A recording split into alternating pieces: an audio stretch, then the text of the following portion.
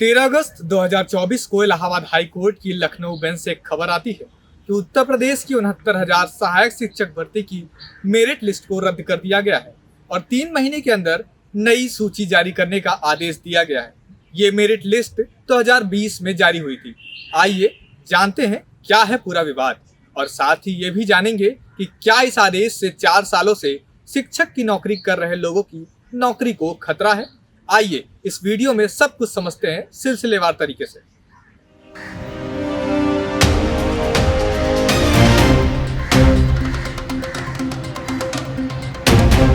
आरक्षण महाघोटाला की तब के लिए यहाँ कई अभ्यर्थी कई दिनों से बैठे हुए हैं। 73,000 शिक्षक भर्ती का मामला है। आइए जानते हैं यहाँ बैठे जो धरना कर रहे हैं लोगों से कि क्या है आखिर ये मामला। आप बताइए ये मामला क्या है जो कई दिनों से चर्चा में शिक्षक भर्ती का मामला है जिसमें आरक्षण घोटाला हुआ है और ये ओबीसी एससी के साथ अन्याय हुआ है। ओबीसी एससी की सीट उठा के जनरल वर्ग को दी।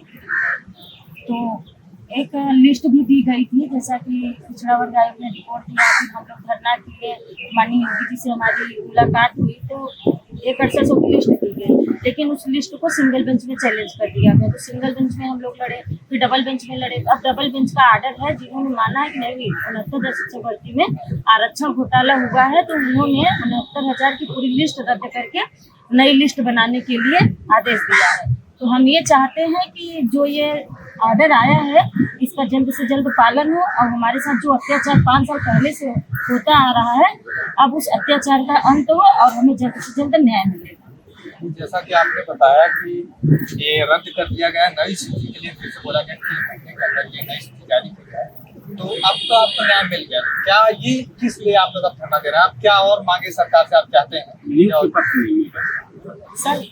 नियुक्ति पत्र नहीं दिया जा रहा है ना, नियुक्ति पत्र ही तो मिले, रिविजन की जाए लिस्ट और रिविज करने ये तो जैसे कहा गया है कि 3 महीने के अंदर एक नई नहीं, लेकिन उसके पहले हमको 3 महीने का अंदर है ना, तो अंदर में इसी 1 महीने के अंदर भी हो सकता है ना, क्योंकि 3 महीना कोई तो फिक्स डेट थोड़ी होती है। 3 महीने के बाद कोई काम होगा, 3 महीने के अंदर। देरी से आपको क्या डर है, ये जरा हमको आप अगर कोई बताएं। सर जैसे हाई कोर्ट ने आर्डर दे दिया, हाई कोर्ट हमें नियुक्ति तो नहीं देगी ना, नियुक्ति तो हमें सरकार देगी। तो हमारा डर देखिए स्वाभाविक है और जो डर है वो सत्य होते हुए भी नजर आ रहा है।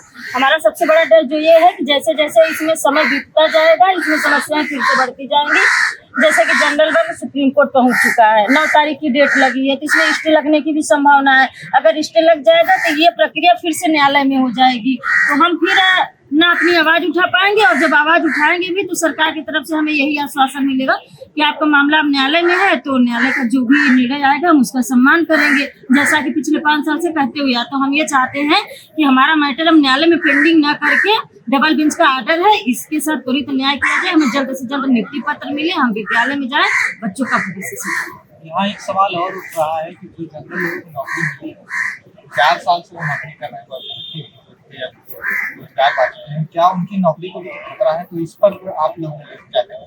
हाँ, उनको नौकरी को बेशक खतरा है, हाई कोर्ट से उनको निकाल दिया गया, लेकिन उनके लिए एक समय दिया गया है कि नए सेशन तक इनको रखा जाए, उसके बाद इनको निकाल दिया जाए। तो सरकार के पास पर्याप्त समय है, हमें हमारा हक दे दे, उनके लिए अपना जो भी नियम बनाना हो, पॉलिसी बनाना हो, बना के उनको जैसे भी एडजस्ट करना हो एडजस्ट करें, लेकिन हमें हमारा हक दे दे। हमारा हक दूसरे को दिए हो 5 साल से, हमारे हक हमारी सैलरी उठा रहे हैं और हम इससे लड़ रहे हैं। मतलब हम यहाँ बेरोजगार बैठे हैं, हमारे पास 1 रुपया नहीं है, खाने तक के लिए हम लोग मर रहे हैं और हमारे पैसे से तुम लोग हम ही से लड़ रहे हो। डबल बेंच में लड़े, सिंगल बेंच में लड़े, सुप्रीम कोर्ट में पहुंच गए। हम ये चाहते हैं कि हमारा हक जो छीन लिया गया हमें हमारा हक दे दिया जाए। उनके लिए सरकार के पास बहुत पावर होती है, जो भी उनके लिए पॉलिसी वगैरह बनाना हो बना के अपना रख लें। लोकतांत्रिक देश में यही उम्मीद करता हूँ कि किसी का हक न छीना जाए और मैं अपने माध्यम से पूरा प्रयास करूंगा कि आपके इस आपको न्याय मिले। यह मामला तब का है जब उत्तर प्रदेश में अखिलेश सरकार थी। तब 1,37,000 शिक्षा मित्रों को सहायक शिक्षक के रूप में समायोजित कर दिया गया था। इसके बाद मामला सुप्रीम कोर्ट में पहुंचा और समायोजन को रद्द कर दिया गया। यानी अखिलेश सरकार ने जिन शिक्षा मित्रों को सहायक शिक्षक बना दिया था वह फिर से शिक्षा मित्र बन गए। अब इसके बाद सुप्रीम कोर्ट ने 1,37,000 पदों पर भर्ती का आदेश योगी सरकार को दिया। योगी सरकार ने सुप्रीम कोर्ट में कहा हम एक साथ इतने पद नहीं भर सकते। फिर सुप्रीम कोर्ट ने 2 चरण में सभी पदों को भरने का आदेश दिया।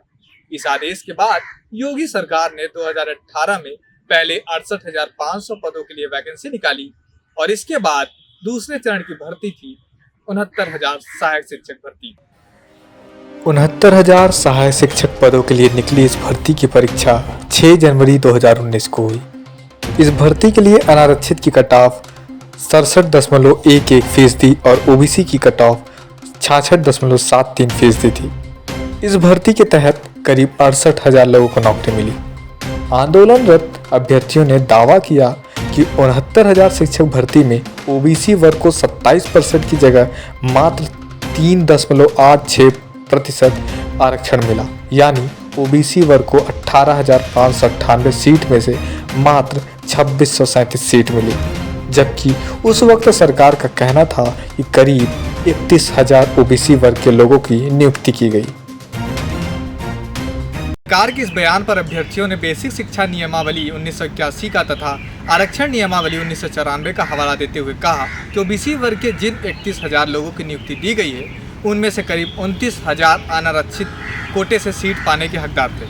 प्रदर्शन कर रहे अभ्यर्थियों ने कहा कि हमें 29,000 ओबीसी वर्ग के लोगों को आरक्षण के दायरे में जोड़ना ही नहीं चाहिए।